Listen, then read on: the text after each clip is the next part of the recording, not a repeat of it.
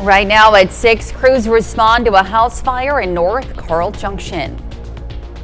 And we've got some scattered showers, thunderstorms out there this morning, a few more on the way later today, and some fog as well. We'll go over all of that coming up. Plus, search teams find a teenage boy after he spent more than 3 days surviving on his own. The 4 states' most watched news starts now. Good morning and welcome to the KOAM Morning News at 6 a.m. I'm Elise Snowy. I'm Chris Warner. It is Tuesday, September the 2nd. Of course, yesterday, Labor Day. Hopefully, those of you who didn't have to labor were able to relax, or maybe you labored at home, had a project to do or something like that. Or if you were at work, it's probably just another day at work for a lot of you. Had some rain yesterday. We got more on the way for us today. We're going to start, though, with our live look outside downtown Pittsburgh. And there it is. Looks pretty good. We've got mostly cloudy skies out there. We're also getting some fog, which we'll show you in a moment. MoDOT camera 20th in range line. Now, it looks all right so far. But again, we've actually got some patchy fog, which we'll discuss in a moment. There's a lot to cover this morning. We've got scattered showers, few rumbles of thunder still into our western counties. All this sliding south and east. So eventually, places like Independence, Coffeyville get in on this. And if it holds, maybe southwestern Labette County and into parts of Craig County as well. Nothing strong, nothing severe, nor are we expecting anything like that. Just scattered showers, a few rumbles of thunder, and that's really about it. And that's going to be our story for the entire day today, is the opportunity for some scattered storms. You can also see some patchy fog really along and south of I-44. We've got some around Parsons and south of Chanute, northeast of Independence, Veneta, Grove down there with reduced visibilities. Cassville's okay, but immediately east to eastern Berry County, some reduced visibilities. Again, back through parts of Newton, McDonald County, Ottawa County. So you can see we've got some just patchy fog. And this is truly patchy. It's in a number of just different places out there. So remember, low beams, not your high beams. Fog lights if you've got them, and slow down. Give space between you and the vehicle ahead of you. This is what I was talking about. Our entire area has a chance for rain, but not everybody today necessarily will see rain. These will be isolated to very widely scattered showers, few rumbles of thunder out there. And once we hit 8 o'clock, I know Future Track here makes it look like there's still a lot going on. Not very likely. We should be done with just maybe a few sprinkles, light showers hanging around. They're going to be out of here after 8 o'clock. Then we head into our Wednesday. Most of Wednesday looks fantastic. We do now have a level 2 out of 5 risk for strong to severe thunderstorms into parts of southeast Kansas, and that level 1 out of 5 risk has been expanded across most of the area. We're going to break down the details on these storms, the hazards, and the timing for you here in just a few more minutes. We're sitting at 63 in Joplin right now. We're sitting at 64 in Pittsburgh, and across the area, temperatures get most of us low to mid 60s. We have some warmer spots a little further west. We got some upper 60s, Sedan, Independence, Nawada. Then we've got some low 60s, fairly low 60s. We got 61s, Monette, Lamar, Fort Scott. So it's a little cooler here and there, a little warmer other places. But again, not all in all a bad start for a September day. All right, kids getting on the bus. Some scattered storms initially, mid 60s out there. Partly cloudy skies, isolated storms as we roll into lunch and recess time, upper 70s. And roughly the same, just a few degrees warmer by the time the bus brings them home.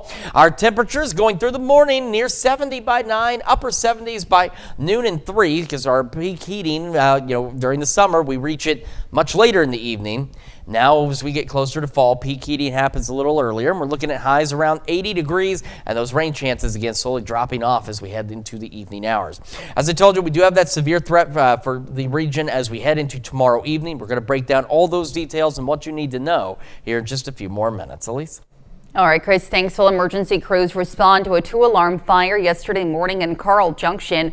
Crews responded to the house fire on Nicholas Lane in North Carl Junction just before 5:15 yesterday morning. On scene, responders saw heavy smoke coming from the roof and attic area. The initial investigation suggests the fire originated just outside the garage in a trash can on the side of the house. Crews have not determined what was in the trash can at the time. Everyone made it out of the house safely and without injury. Well, rain may have played a part in an SUV overturning on Interstate 44 yesterday. Reports of the crash came in just before 9:30 yesterday morning near the tri-state line in Oklahoma. Sources say there were no injuries and traffic continued as the crash was off the roadway. Steady rain had drenched the interstate. Experts say to reduce the risk of hydroplaning, drivers should slow down in wet conditions, ensure tires have adequate tread, and avoid sudden maneuvers. A 16-year-old boy has died following a UTV crash in McDonald County, Missouri. Reports of the crash came in just before 11:30 a.m. yesterday. Troopers say the driver of the UTV, which was being driven on private property, attempted to make a turn and crashed. The driver from Bentonville, Arkansas, was pronounced dead at the scene. A 13-year-old boy is recovering after surviving a 250-foot fall into a ravine and spending more than 3 days alone before being rescued. His incredible story of endurance and survival is inspiring people across the country. Rescuers say the boy used remarkable resourcefulness enduring cold nights and rough terrain until he was found hungry but safe by search teams. While many families are spending the last days of summer on lakes around the area, law enforcement has a strong message for parents to head off tragedy. The message comes after several children have drowned at the Lake of the Ozarks this year. As Emma McDarris reports, emergency workers have some advice they say every parent needs to know. Here at Lake of the Ozarks, firefighters and first responders have seen 6 child drownings this summer. These agencies have banded together to remind parents to call 911 immediately if their child is missing. Every fire, EMS, and law enforcement agency in the lake area signed off on this to get the message out to call 911. And the tagline with it is, it's not embarrassment, it's being proactive. The Sunrise Beach Fire Protection District released this strong message this morning in response to the deadly incidents they responded to this summer. We saw some delays, not just with those incidents, but with some other ones where people weren't calling 911 immediately and doing searches themselves. The fire chief says that they can get resources to parents more quickly as they search for the missing child. Families that are very familiar with the area say they try to understand where they are on the lake in case they do have to call. I'll try to maybe look for the closest business, such as a gas stock like this. Yes, definitely call 911 and try to figure out where you're at by land. Firefighters also encourage everyone on a boat or in the lake to wear a life jacket and to keep small children or weak swimmers within an arm's distance. The Sunshine Beach Fire Chief says this PSA isn't trying to embarrass anyone who may call and not have an emergency, but promote proactive actions that could save a life. And our point to this whole thing is, get us out there. We can always turn everybody around, but to have the help there as quickly as possible helps create a better positive outcome. The plan also says this information is the same for elderly family members who wander away. And that's a look at this morning's top stories and weather coming up on the KOAM Morning News. Congress returns to Washington with less than a month to prevent a government shutdown. Plus, researchers find dramatic differences when patients are hospitalized for heart failure based on their race. And we're tracking more rain chances in the 4 states. Chris has a look at today's forecast. You're watching the KOAM Morning News. Time now 6:08. We'll be right back. But first, here's a live look from Commerce City Park.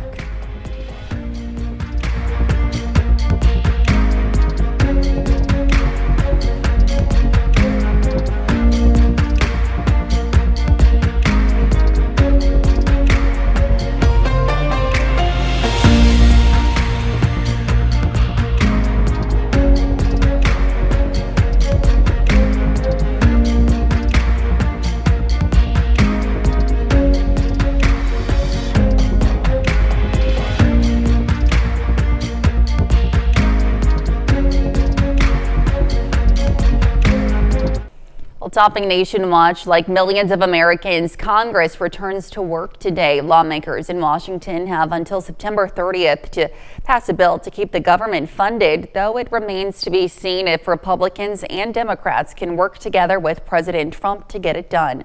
Now, there's continued fallout from the firing of the director of Centers for Disease Control and Prevention, with multiple former CDC leaders publicly questioning the leadership of Health and Human Services Secretary Robert F. Kennedy Jr. CBS News' Tina Kraus has more from London. Congress returns to Washington today with less than a month to avert a federal government shutdown. It's going to be passed exclusively by Republicans. President Trump predicted a bill to keep the government funded might squeak through in a partisan vote. Last week, the House and Senate's top Democrats again called for a meeting with their GOP counterparts to help fund the government in a bipartisan way. Congressional committees are juggling several high-profile issues this week, including the House bipartisan investigation into convictions convicted sex offender Jeffrey Epstein's files, and ongoing fallout from the firing of CDC Director Susan Menares, which was followed by the resignation of other top CDC officials. Something is wrong when politics rules science. In a New York Times op-ed, 9 former CDC directors and acting directors raised concerns about Health and Human Services Secretary Robert F. Kennedy Jr.'s oversight of the department, writing, "We are worried about the wide-ranging impact that all these decisions will have on America's health security." Vermont Senator Bernie Sanders is demanding Kennedy resign, though the White House has defended him. Secretary Kennedy has been a crown jewel of this administration. RFK Jr. is expected to face tough questions at a scheduled Senate hearing Thursday, while the Associated Press is reporting President Trump could be considering a 200% or higher tariff on pharmaceutical imports. Tina Krause, CBS News, London. Yesterday, one of President Trump's top trade advisors, Peter Navarro, expressed optimism that the U.S. Supreme Court will uphold the president's so-called Liberation Day reciprocal tariffs. Last week, a federal court had ruled the president exceeded his authority in enacting the tariffs, though the decision allowed for them to continue through mid-October to give time for an appeal to the high court. Yesterday, Navarro claimed the U.S. would lose all sorts of bargaining power if the tariffs are struck down. The winning numbers for Monday night's $1.1 billion Powerball jackpot are 8, 23, 25, 40, and 53 with the red Powerball 5 and a power play of 3. This jackpot ranks as the 5th largest in Powerball history. And scorching temperatures brought crowds to Southern California beaches this weekend, but dangerous surf made for a challenging few days in Newport Beach.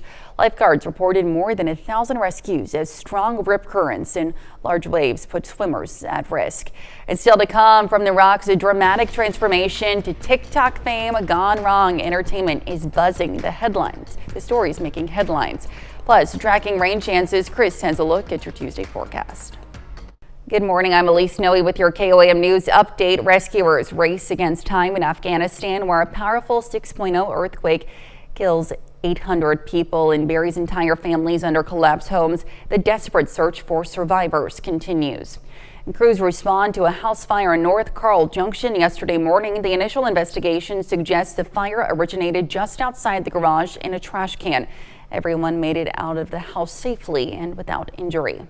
And scattered showers, thunderstorms possible for us as we head into the afternoon. So the entire area has rain chances, but not everyone necessarily will see rain. Eventually highs right about 80 degrees or so out there. Winds will be calm and otherwise partly to mostly cloudy skies. Any rain chances will begin to wrap up by 8. Will be partly cloudy, dry overnight and cool back down around 60. However, as we head into Wednesday evening, we are tracking the potential for strong to severe thunderstorms after 7 o'clock. Most of our Wednesday is great, partly cloudy, dry, warm, low to mid 80s, but the severe threat that starts building in from 7 to about 11 tomorrow evening does bring the potential for all severe hazards with greater concerns for large hail and damaging winds. A couple of lingering showers Thursday. We'll be into the upper 70s. Our weekend looking great, and we'll kick off the next work week with more shower and thunderstorm chances.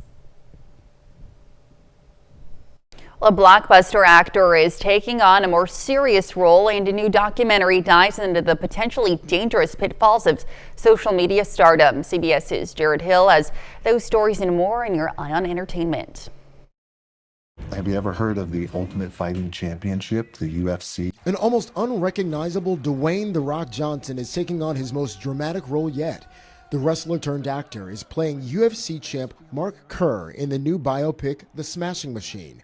During a press conference at the Venice Film Festival, Johnson spoke about his desire to flex his acting muscles in new ways after building his career in blockbuster movies. A lot of times it's harder for us to, or at least for me, sometimes to know what you're capable of when you've been pigeonholed into something. The Smashing Machine opens in theaters October 3rd. I've been lusting after William White, who's younger than my son.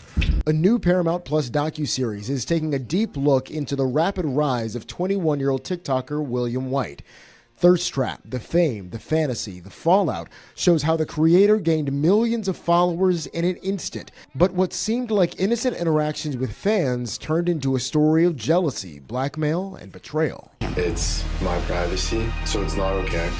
If it gets too much of an obsession, that is scary. The series premieres September 9th on Paramount+. The MTV Video Music Awards are less than a week away, and Lady Gaga will return to perform on the VMA stage for the first time in 5 years. She's also the leading nominee with 12 nods. The 2025 MTV VMAs will air live this Sunday on CBS and Paramount+. That's your Eye on Entertainment. Jared Hill, CBS News, New York. And here's Chris with a quick look at your forecast. Yeah, we've got actually a pretty nice sunrise out there. For those of us not seeing showers and storms, some of our western counties still dealing with some rain this morning. More rain chances on the way today, tracking the potential for severe weather tomorrow, the latest when we come back.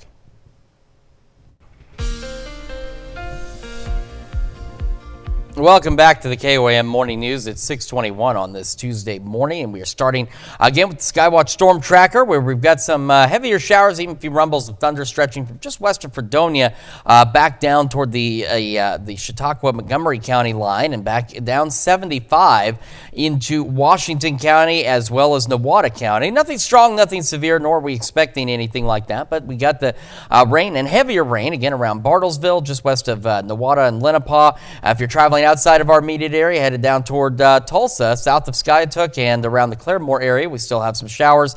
And then again, west of Independence and near Fredonia, some showers, a few rumbles of thunder out there. This is all continuing to gradually push off to the south and east. You can kind of see where this activity kind of all joined together here into this little line of storms, but still rolling southeast. However, as it kind of joined into that line, it does look like it might be taking a slightly more easterly turn. So we'll see exactly how it pans out. Again, nothing severe expected with this activity, but just be prepared, especially Independence, Coffeyville, before too much longer as these things slowly move over. You might get some showers, a few rumbles of thunder. Now, the entire area does have a chance for showers and storms today, but not everybody in the area is going to see showers and storms today. After this morning, we go from scattered storms really to isolated to widely scattered at best, and by about 8 o'clock, that's it. It's over. It's done. That's going to be all we need to discuss for today is, again, just some isolated to widely scattered shower and thunderstorm chances. Now, Wednesday is when things do begin to take a turn for us. Most of Wednesday looks great. Here we are, starting from 5 to noon. Partly cloudy skies, even mostly clear skies. Will be warmer. It'll be sunnier. It'll be a pretty decent day. Unfortunately, all of that is setting the stage for strong to severe thunderstorms later in the evening. Now, one thing that hasn't changed as of yet is the timing. We're looking after 7 o'clock tomorrow evening, and I'd say right now, looking at current data, from 7 to 11 tomorrow is going to be our best window for strong to severe thunderstorms. They start pushing in to our far northern counties out here. It's associated with a cold front. These storms, again, could be strong to severe. And you can see as we get to about 9, we've got a few more bigger storms, a little more widespread thunderstorms, especially into southeast Kansas. So by 9, we're talking Yates Center, Fredonia, Chanute, Fort Scott, those points and north is what we really want to watch because that's where our greatest threat is for strong to severe thunderstorms.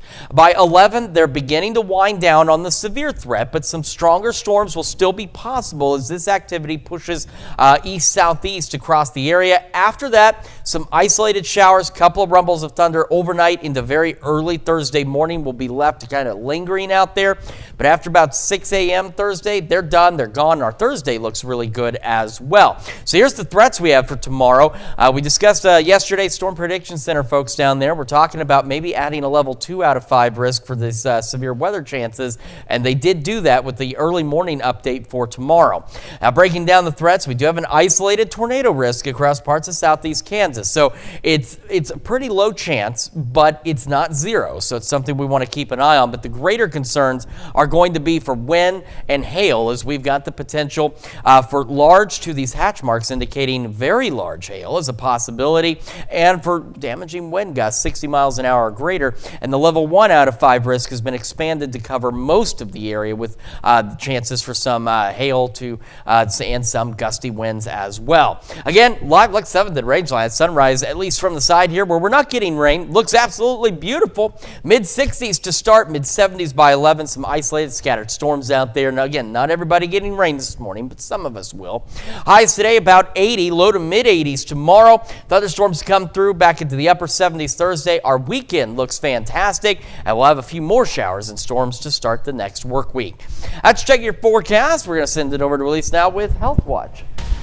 All right, Chris, thanks. Well, black adults in the U.S. are hospitalized with heart failure nearly 14 years before white patients. A Northwestern University study also found Hispanic patients are hospitalized around 8 years earlier than white patients and Asian patients about 3 years earlier. The study's authors say the reasons include health insurance status and educational and economic disparities, which can limit access to quality health care. And a new treatment approach is showing promise, preventing breast cancer from returning. A University of Pennsylvania clinical trial found it's possible to identify breast cancer survivors at risk of their cancer coming back by locating dormant cancer cells in their bodies. Already existing cancer drugs were able to clear those dormant cancer cells in 80% of the trial's participants. Well, depression may make it harder for people to learn to avoid unpleasant events in their life.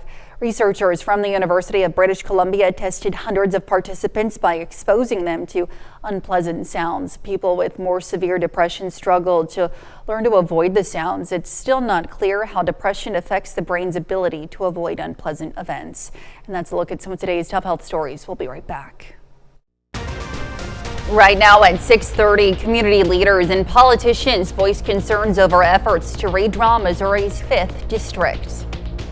And for some of us, an absolutely beautiful sunrise. Excuse me. Others dealing with scattered showers and storms this morning. All of us with rain chances today. We'll have a look at your forecast coming up. Plus, Joplin community members use the Labor Day holiday to make their voices heard. The 4 states' most watched news starts now.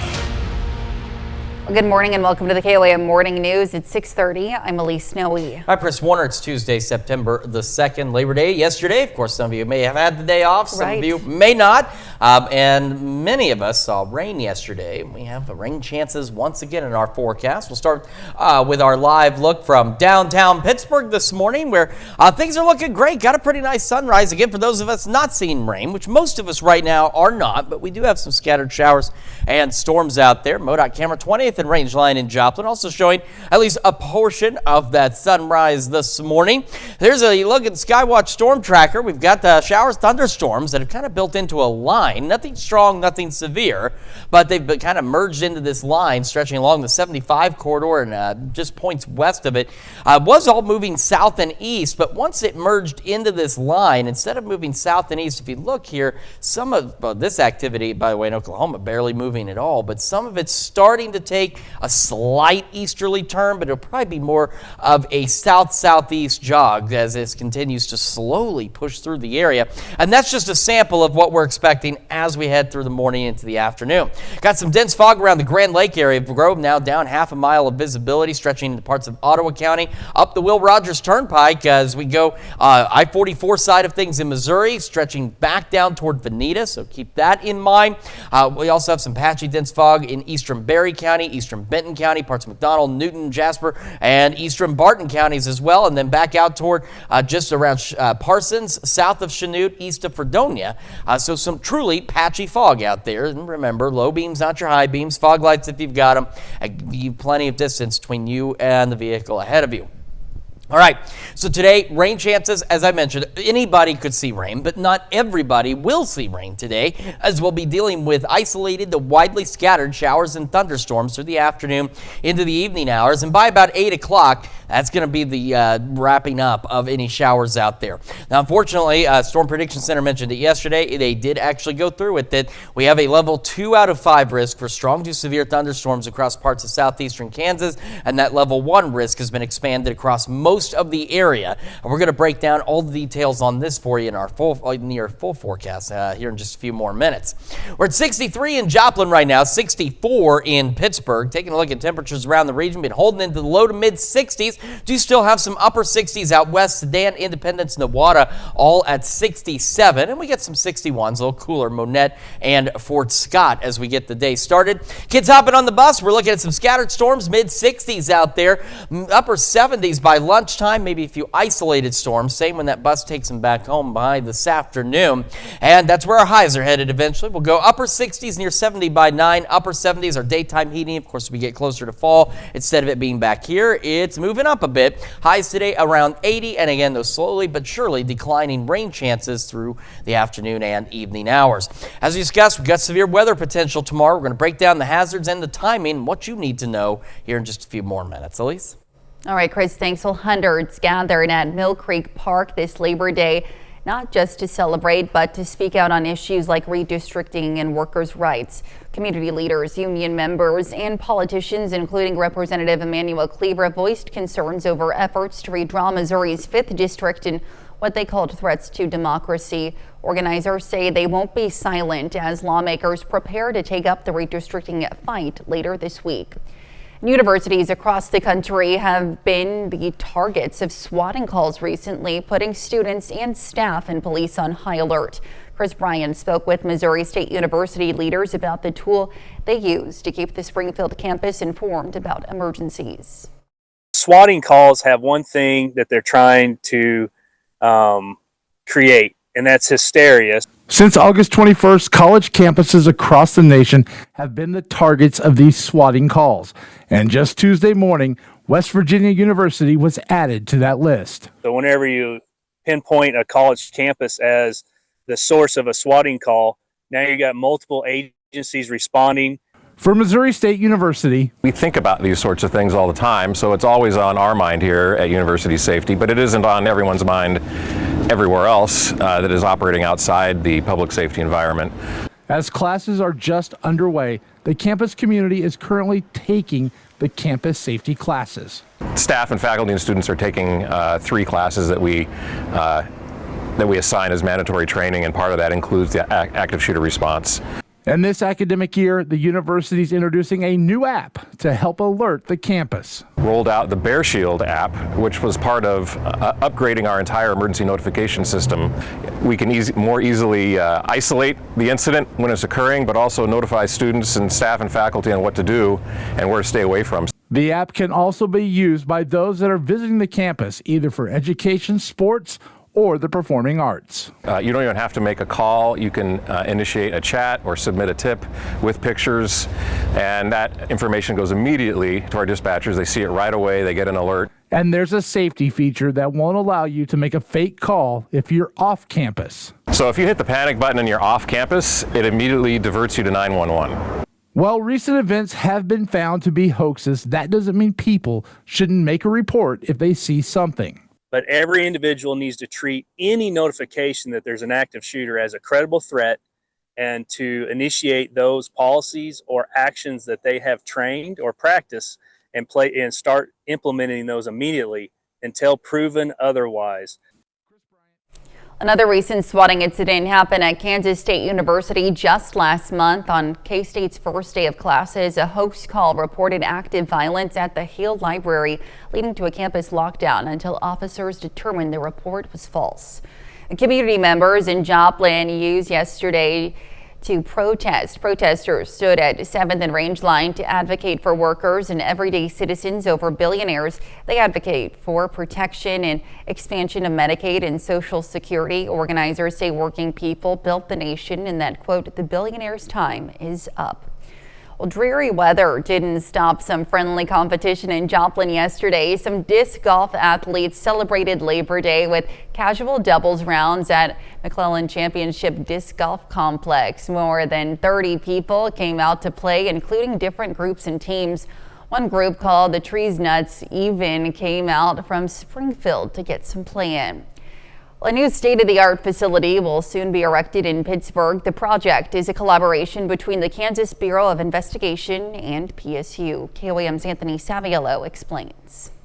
The Kansas Bureau of Investigation is about to get a new facility with a whole bunch of new bells and whistles, and it's also going to benefit Pittsburgh State students as well. According to Kansas Bureau of Investigation Director Tony Matavy, the Bureau has faced numerous challenges in its current location and is needed to transition to a more reliable facility, and that's where Pitt State comes in.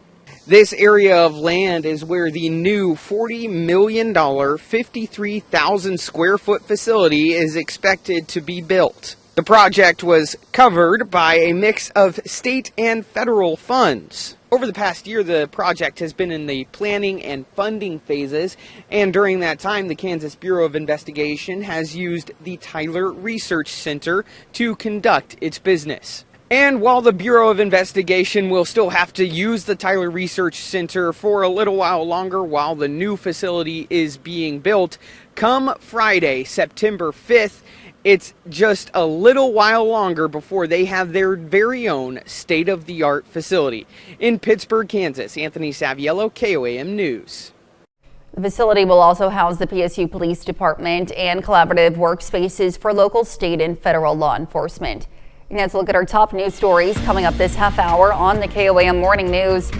President Trump demands immediate answers about disagreements over life-saving drugs in a new social media post. Plus, new research suggests binge watching your favorite shows may actually boost your memory. We'll have the latest. Time now 6:39. You're watching the KOAM Morning News. We'll be right back. But first, here's a live look from Commerce City Park.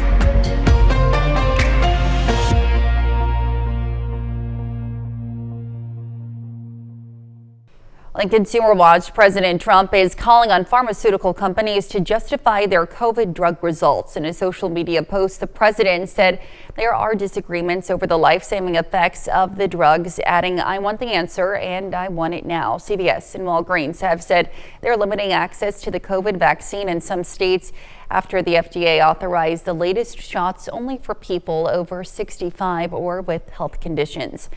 The Trump administration's immigration policies are reshaping the U.S. workforce, according to analysis conducted by the Pew Research Center. Preliminary numbers from the Census Bureau show that the number of immigrant workers declined by 1.2 million between January and the end of July. That number includes migrants in the country illegally and legal residents. In recent days, the Trump administration signaled it's looking to step up immigration enforcement in more U.S. cities. Well, a new report suggests binge watching your favorite shows may boost your memory. Researchers from the University of Georgia and Michigan State University studied 540 undergraduate students who binge watched television. The study found that people who binge watched TV shows for long periods of time developed retrospective imaginative involvement, or RII, which means continuously thinking about stories after completing them. According to this study, a person who binge watches TV may pull fulfilling memories from their session and use it to cope with stress throughout their day, possibly increasing their well-being. And if you finished binge watching and need something else to do this fall, you're in luck. Whether you're into haunted houses or just a good old-fashioned hayride or pumpkin patch, the Forest States area has something to offer everyone as temperatures begin to drop. You can head over to KOAMNewsNow.com for a list of fall events. And the U.S. Department of Agriculture is warning Americans not to eat some batches of Trader Joe's uncured pepperoni pizza. The agency says the product, which was imported from Italy, did not receive import reinspection before it was shipped to stores in California. There have been no illnesses reported in connection to the product. The affected pizzas have been pulled from store shelves, but Americans are urged to check their freezers and return them for a refund. Well, Bill Belichick congratulated TCU coach Sonny Dykes and walked off the field after his team suffered a 48-14 loss to TCU in the season opener. Despite the lopsided score, Belichick took time to acknowledge Dykes' program and the Horned Frogs' dominant performance. The defeat marks a tough start to the season for Belichick's squad, who now look to regroup before their next matchup. And Nebraska's Daria Siegel made a hustle play in the women's volleyball match against Kentucky, chasing down a ball and knocking over signage to help save the point. The top-ranked Huskers came from behind to defeat the 7th-ranked Wildcats 3-2 after trailing 2-0 early in the match. That's a look at Consumer Watch. Here's Chris with a quick look at your forecast. Yeah, got a pretty decent start to the day for some of us out there. Nice sunrise from downtown Pittsburgh. We also have some showers and thunderstorms out there as well, and we're tracking the potential for severe weather tomorrow. We'll break down everything you need to know when we come back. Time now is 6:45.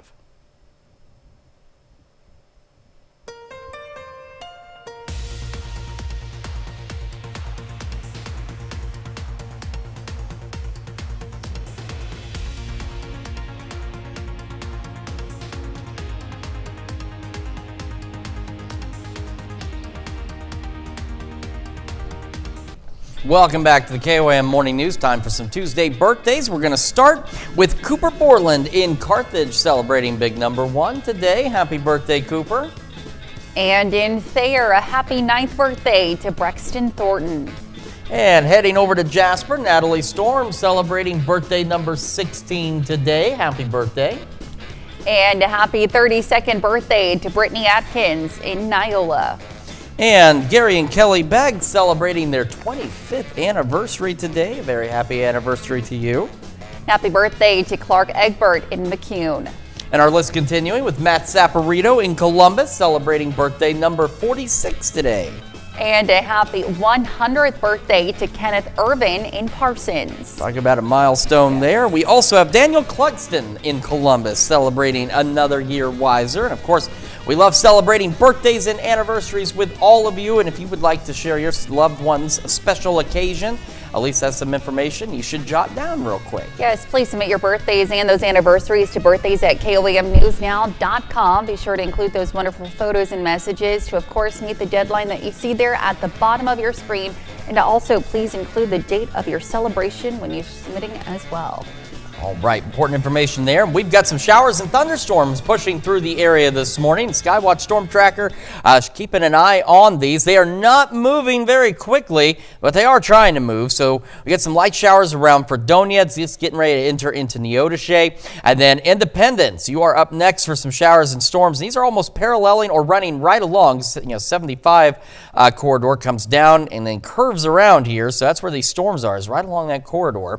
Back toward Caney, Copen, Bartlesville, and then just north of Ramona. So Lenapaw and the Wada, you'll get in on some showers and storms as well. And if you're traveling south or southwest down toward Tulsa, south of Skiatook, northeastern sides of Tulsa around Owasso and Claremore and Oolaga, also getting some showers as well. This activity was moving southeast, but once it kind of merged into this line here, which you'll see the development that takes place here, and then it kind of blends together, it started to take an easterly jog, but I do believe it's going to start turning back a little more southeasterly, but still parts of Newada, eventually maybe even Labette and Craig counties could get in on some of this activity. Nothing strong, nothing severe with any of this, and it is a sample of what we're really looking at through the majority of our day today. Is going to be an opportunity for some scattered showers and thunderstorms across the area. So essentially the entire region has a chance for rain, but not everybody necessarily will see rain today, and you can see why on the future track. It's isolated to widely scattered. Our better chances for anything even halfway organized is now through about 10, 11 o'clock this morning, which is kind of what we're seeing in parts of southeast Kansas, northeast Oklahoma. Once we reach 8 o'clock, last of the showers are out of here. We're looking pretty good overnight. Partly cloudy skies, a little bit on the cool side, but otherwise dry. Now Wednesday, it's got a double-edged sword. We're going to have mostly clear to partly cloudy skies. We're going to be warmer. It's going to be a pretty fantastic Wednesday.